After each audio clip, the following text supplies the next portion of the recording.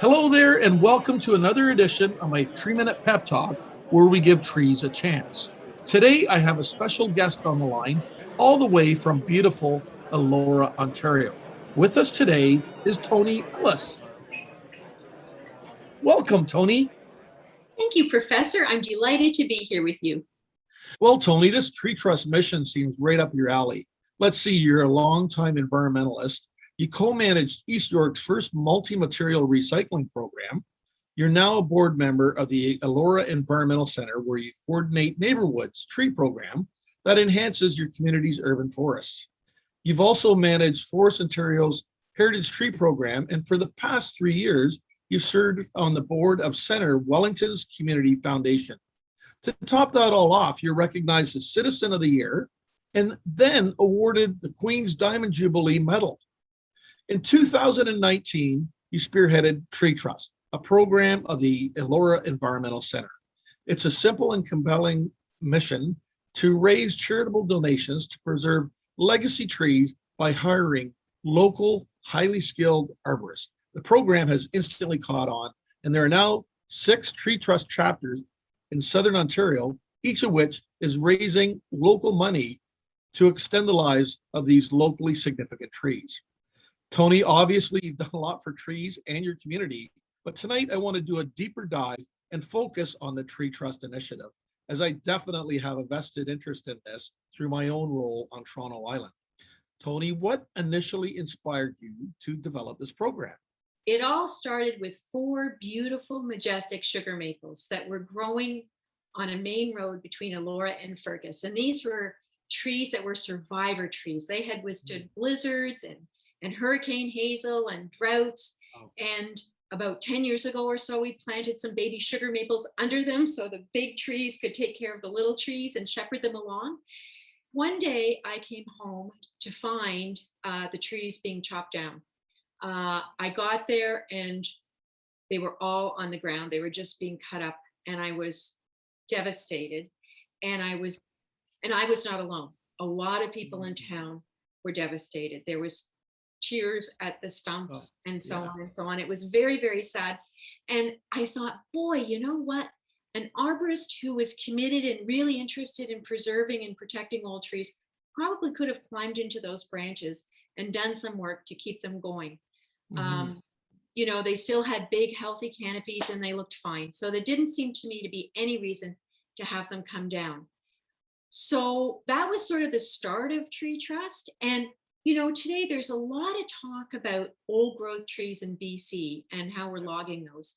And while here we are in Southern Ontario, we don't have old growth trees, but we do have some century-old trees that really also warrant some TLC from professionals who know what they're doing to extend their lives. And Professor, you well know that so many of our trees are under attack from emerald ash borer and the gypsy moth and frankly, people who want to build golf courses. All kinds of things are affecting our big healthy trees. So if we've got some, chances are, if they're elderly, and they probably need, as I said, some TLC.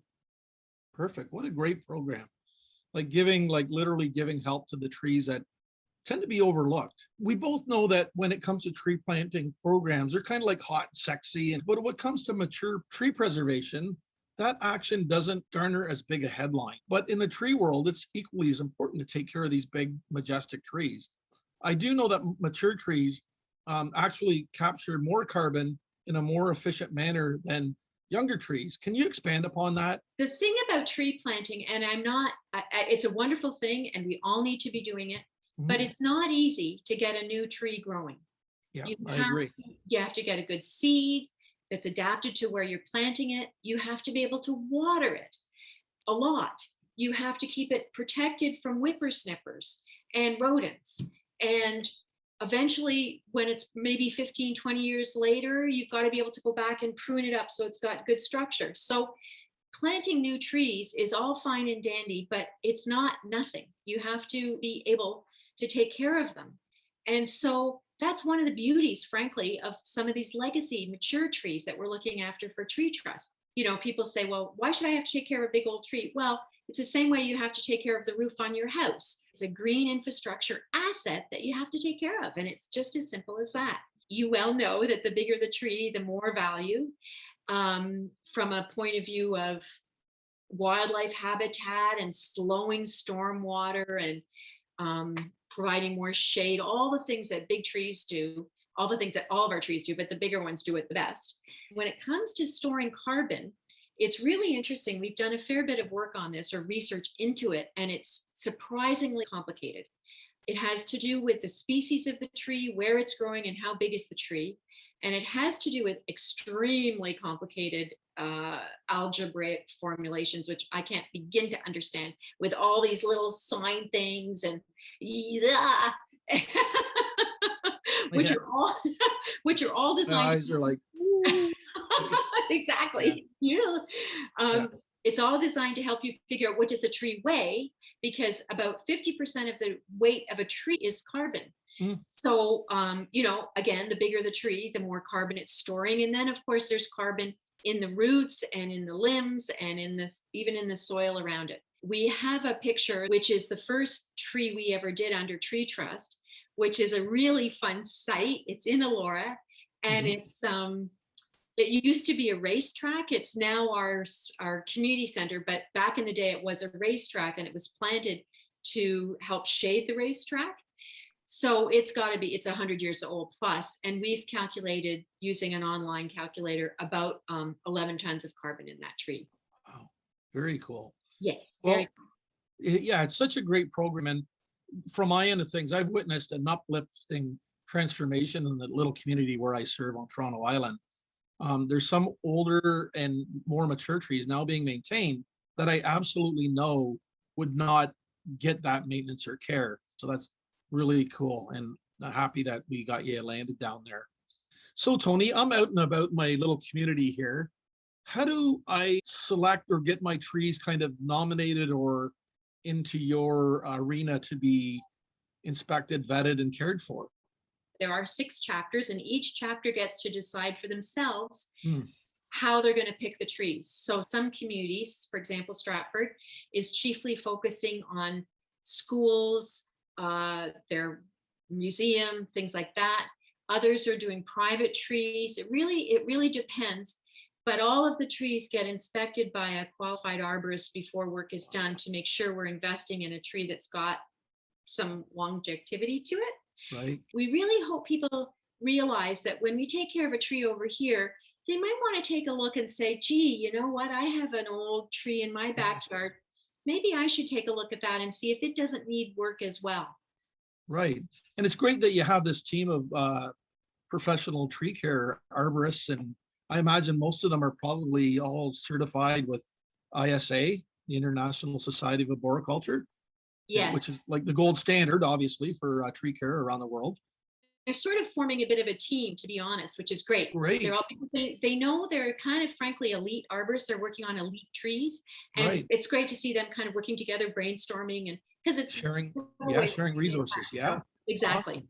Mm-hmm. So ultimately, this is a registered charity. And so did donations get a tax receipt? They do. So the one little tricky thing is Tree Trust itself is not a charity, but it's a project of the Elora Environment Center, which you mentioned earlier, and that is a registered charity. Okay. So I'm forever asking people when they're about to write us a check to say, can you please make it out to the Elora Environment Center or EEC, because that's who the bank account is under. But yes, it comes with a charitable tax receipt. That's very helpful, very helpful. And so, Toni, if someone thinks that this program is a good fit for their town or community, how would they advance that notion? How can they connect with you? Right now, as you said, we've got 6 communities, and we have a goal of trying to get 10 in the next few months. So I would love to hear from any community.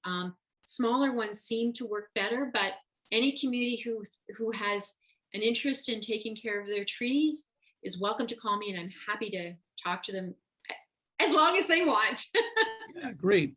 Well, Toni, this has been super informative, and it sure pleases me to know that you're out there advocating and helping our mature and heritage trees in a unique and creative manner. Like, it's so cool. It's obviously a big win-win for everybody involved. I love it. Thank you. Yeah, thanks for being with us here tonight, Toni. And your website is obviously quite obvious there. And yeah, people check out treetrust.ca and Toni will be more than happy to answer any questions. Such a cool program. Thanks for coming out and being with us tonight. Oh, thank you, Professor. My Cheers. Cheers.